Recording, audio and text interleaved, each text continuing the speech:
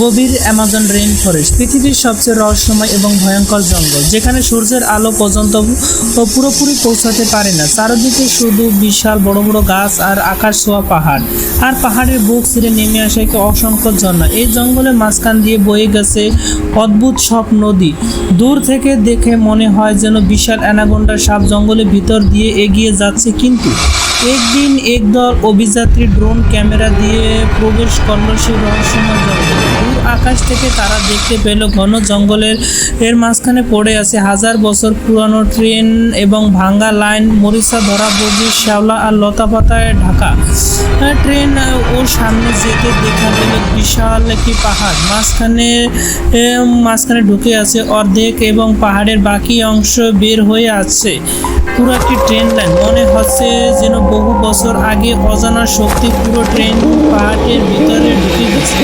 কিন্তু এখানে শেষ না, জঙ্গলের আরো গভীরে তারা দেখতে পেল পরিত্যক্ত জাহাজ, যেন এত বড় যে পুরো একটি শহর।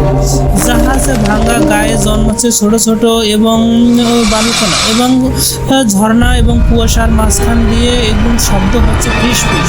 জঙ্গলের পানি হঠাৎ কেঁপে উঠল, ধীরে ধীরে পানির নিচ থেকে বেরিয়ে উঠল গোল্ডেন অ্যানাকোন্ডা। তার শরীরে কয়েক হাজার কিলোমিটার বড় সবুজ বাদামি সোনালী রঙের দাগ।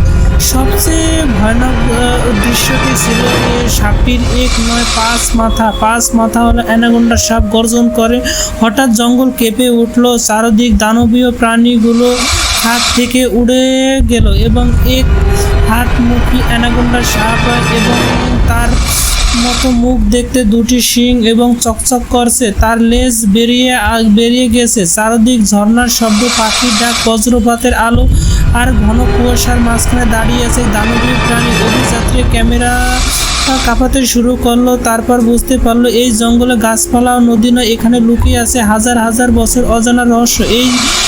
এই রহস্য পাহারা দিচ্ছে ভয়ানক